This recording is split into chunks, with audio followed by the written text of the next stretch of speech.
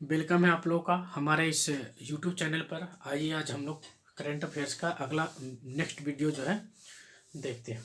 इससे पहले जितने भी वीडियो हैं उसको आप लोग प्लेलिस्ट में जा करके देख सकते हैं। करंट अफेयर्स के आने वाले महत्वपूर्ण एग्जामों को ध्यान में रख के हम लोग वीडियो को देखने का प्रयास करेंगे। देखिए आज का सवाल है कि जल जीवन मिशन हेतु केंद्र सरकार ने उड़ीसा को कितना पैसा दिया है। क्वेश्चन है हम लोग का कि ये सवाल है कि जल जीवन मिशन हेतु केंद्र सरकार ने उड़ीसा गवर्नमेंट को कितना पैसा दिया। लोगों तक जल की पहुंच हो, शुद्ध जल, पीने योग्य जल की पहुंच हो, इसके लिए सरकार ने उड़ीसा गवर्नमेंट को 830 करोड़ रुपए का अलॉटमेंट किया है, इनको पैसा दिया है। देखिए क्वेश्चन है कि इसकी घोषणा, क्वेश्चन अगर इसको पूछा जाए कि जल जीवन मिशन का जो घोषणा हुआ था किस वर्ष हुआ था, तो 2019 में 15 अगस्त को 2019 को इसकी घोषणा किया गया था। वर्तमान में यहाँ का सीएम कौन है, तो वर्तमान में यहाँ का सीएम है नवीन पटनायक और यहाँ का गवर्नर अगर हम देखें तो ये गणेशी लाल है। क्वेश्चन ये था।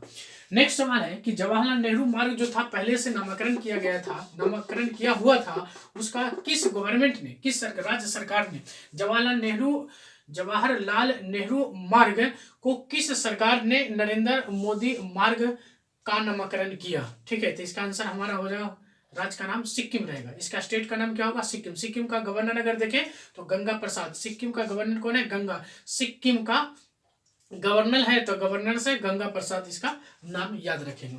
गवर्नर जो है गंगा प्रसाद, इनका नाम जो है याद रखेंगे। सीएम यहाँ का है प्रेम सिंह तमांग। यहाँ का सीएम कौन है, प्रेम सिंह तमांग। ठीक है, तो जवाहरलाल नेहरू मार्ग का नामकरण चेंज कर दिया गया और नरेंद्र मोदी मार्ग रख दिया गया किस गवर्नमेंट के द्वारा, तो सिक्किम सरकार के द्वारा। यहाँ का गवर्नर कौन है, तो गंगा प्रसाद है और सीएम प्रेम सिंह तमांग है। ये सवाल था हमारा दूसरा। और आज का तीसरा सवाल, तो इसमें देखते हैं तीसरा सवाल में कि किसने, है ना, कौन सा ऐसा पर्सन है जिसने मेजर ध्यानचंद स्पोर्ट्स विश्वविद्यालय की आधारशिला रखी है। तो इस बार जो है मेजर ध्यानचंद जो थे उनके नाम पर मेजर ध्यानचंद स्पोर्ट्स विश्वविद्यालय की आधारशिला रखी गई है। तो इनका जो आधारशिला रखने वाले थे हमारे माननीय प्रधानमंत्री जी, इन्होंने है जो कि आधारशिला रखा है। अब देखिए इसके लिए लागत जो पैसा आएगा, इनकी व्यवस्था 700 करोड़ रुपए की लागत से किया जाएगा और इसमें टोटल विद्यार्थियों का जो कैपेसिटी होगा वो 1080 होगा। ठीक है, टोटल कैपेसिटी जो होगा विद्यार्थियों का 1080 होगा और इसमें बॉयज और गर्ल है ना, 540 बॉयज और 540 गर्ल होंगे, फीमेल होंगे। ये दोनों मिलाकर इतनी कैपेसिटी होगा। इनको ट्रेंड किया जाएगा, खेल के क्षेत्र में इनको आगे बढ़ने के लिए मौका दिया जाएगा। अगला सवाल है कि सरकार ने चुनावी बॉन्ड, कहता है कि चुनावों के समय में चुनावी बॉन्ड सरकार जारी करती है। इसमें कौन सा किस्त था, इस बार जो ये चुनावी बॉन्ड जारी किया गया जनवरी में, ये कौन सा किस्त था, तो इस किस्त का नाम होगा, तो ये 19वीं किस्त थे। इसका टाइमिंग होता है, टाइमिंग है 1 जनवरी से लेकर के 10 जनवरी 2022 तक। ये 10 दिनों के लिए चुनावी बॉन्ड जारी किया गया था और इसके लिए जो है सरकार ने ये 19वीं, इसका किस्त का नंबरिंग कितना था, 19वीं। तो सवाल इससे बन सकता है कि कुछ वर्तमान में हाल ही में कौन कौन से राज्यों में चुनाव है, तो अभी चुनाव वर्तमान में यूपी में, ठीक है, यूपी में, यूके यानी उत्तराखंड में, पंजाब यानी कि हमारा पंजाब स्टेट है, हिमाचल प्रदेश और गोवा है। इन सभी चुनाव, अभी इन सभी राज्यों में चुनाव का व्यवस्था हो रहा है। नेक्स्ट सवाल है कि विश्व रोबोटिक नवाचार केंद्र बनाने के लिए, क्वेश्चन है कि कौन सा ऐसा देश है जिसने क्या किया है कि अभी वर्तमान में विश्व रोबोटिक नवाचार केंद्र बनाने के लिए 5 वर्षीय योजना शुरू किया। 5 सालों के अंतर्गत में 5 साल का एक प्री प्लान योजना बनाया है। वह कौन सा ऐसा देश है जिसने विश्व रोबोटिक नवाचार केंद्र बनाने के 5 वर्षीय प्लानिंग तैयार किया, तो ये हमारा पड़ोसिया देश है चीन। ठीक है, कौन है, चीन। अब देखना इसमें कि एशिया प्रशांत क्षेत्र में कौन सा ऐसा 3 देश है जो इस मामले में रोबोटिक नवाचार के क्षेत्र में बहुत आगे है। तो इसमें से 1 नंबर में दक्षिण कोरिया है, दूसरा नंबर में सिंगापुर है और तीसरा नंबर में जापान है। दक्षिण कोरिया, ठीक है, सिंगापुर और जापान है। अगला सवाल है इससे कि झांसी रेलवे स्टेशन का नाम चेंज कर दिया गया है और इसका नाम चेंज करके क्या रखा गया, तभी वर्तमान में इसका नाम चेंज करके वीरांगना लक्ष्मीबाई रेलवे स्टेशन नाम कर दिया गया है। इसी तरह से मुगल सराय जो पहले था, मुगल सराय जो था उसका नामकरण कर दिया गया पंडित दीनदयाल उपाध्याय। परीक्षा में अगर रहे तो इसका जवाब ये होगा। फैजाबाद जो था जिसका पूर्व नाम अयोध्या था, प्राचीन नाम, पूर्व नाम जो अयोध्या था, इसको है जो कि उसी के नाम पर है ना अयोध्या कैंट कर दिया गया है। इस तरह से सवाल जो है बनते हैं। नेक्स्ट सवाल हम देखेंगे आगे। IRDAI, इसका पूरा नाम क्या होता है, अगर एग्जाम में पूछे तो हमें जवाब इसका होगा insurance regulatory and development authority of India. देखिए इसका आंसर होगा insurance regulatory and development authority of India. इसका आंसर जो होता है, कहता है इंश्योरेंस के क्षेत्र में भारत का सबसे बड़ा ये निकाय है। जिस प्रकार से आरबीआई है बैंकों का के लिए सबसे बड़ा निकाय है, इकाई है, बहुत बड़ा यूनिट है भारत सरकार का, उसी तरह से इंश्योरेंस के क्षेत्र में, इंश्योरेंस इसको हम कह सकते हैं, इंश्योरेंस के क्षेत्र में IRDAI जो है सबसे बड़ा यूनिट, बहुत बड़ा संस्थान है, भारतीय संस्थान है। तो इसका पूरा नाम IRDAI का इसका पूरा नाम होगा insurance regulatory and development authority of India. देखिएगा कि इसकी स्थापना कब हुआ था, तो इसकी स्थापना 1999 ईस्वी में। इसका हेडक्वार्टर कहाँ है, हैदराबाद में है, और इसके अध्यक्ष है सुभाष चंद्र खूंटिया। देखिए ध्यान दीजिएगा, तो इसकी स्थापना जो है 1999 ईस्वी में हुआ था। 1999 ईस्वी इंश्योरेंस से संबंधित जितने भी देख रेख करना है सब इन्हीं का काम होता है IRDAI का। इसके अध्यक्ष है सुभाष चंद्र खूंटिया, एक बहुत बड़ी संस्था है। अगला देखिएगा कि 8वां नंबर सवाल में कि डिजिटल फुटप्रिंट बढ़ाने के लिए किस बीमा कंपनी ने एक डीजी जॉन लॉन्च किया है। ठीक है, इसके उद्घाटन किया। फिर से, डिजिटल फुटप्रिंट बढ़ाने के लिए किस बीमा कंपनी ने डीजी जॉन का उद्घाटन किया है या इसका लॉन्च किया, तो इसका नाम है LIC। देखिएगा ये LIC जो है पूरा नाम इसका life insurance corporation of India, जैसा कि हम लोग को पता है। और इसकी स्थापना भी 1 सितंबर 1956 ईस्वी को हुआ था। इसकी स्थापना कब, 1 सितंबर 1956 ईस्वी को हुआ था। इसका तो हेडक्वार्टर मुंबई में, और इसके अध्यक्ष मिस्टर MR कुमार है। ठीक है, इसका अध्यक्ष कौन है, MR कुमार है। इसके बाद आगे एक सवाल है, क्वेश्चन पूछता है हमसे, सवाल में पूछा रहेगा कि हाल ही में दानिश सिद्दीकी का मृत्यु हो गया, डेथ हो गया, है ना। हाल ही में दानिश सिद्दीकी का डेथ हो गया, इनका संबंध किससे है। अब लेखक है या फिर पत्रकारिता है या क्या चीज, इस तरह से ऑप्शन है, उसमें से हम लोग देखेंगे खोजी पत्रकारिता। ये जोखिम भरी पत्रकारिता होता है, खोजी पत्रकारिता। इसमें अफगानिस्तान में इनकी जो कि डेथ हो गया था, अफगानिस्तान में इनकी मृत्यु हो गई थी। खोजी पत्रकारिता के क्रम में अपने ड्यूटी आवर में इनकी डेथ हो गई थी। अब देखिए क्या था कि अगला सवाल है कि ये जो मुंबई है ना, मुंबई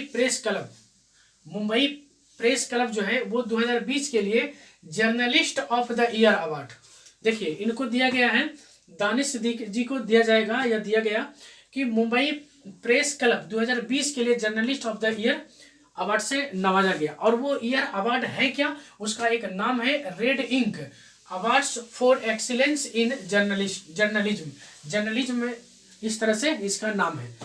इसी क्षेत्र में ये जो हमारा मुंबई प्रेस क्लब है, इसी के द्वारा इनको तीक्ष्ण और विश्लेषणात्मक लेखन के लिए, किसके लिए, तो तीक्ष्ण और विश्लेषणात्मक लेखन के लिए प्रेम शंकर झा को भी अवार्ड दिया गया। मुंबई प्रेस क्लब के माध्यम से ये पुरस्कार इनको दिया गया। नेक्स्ट सवाल देखते हैं 9 नंबर।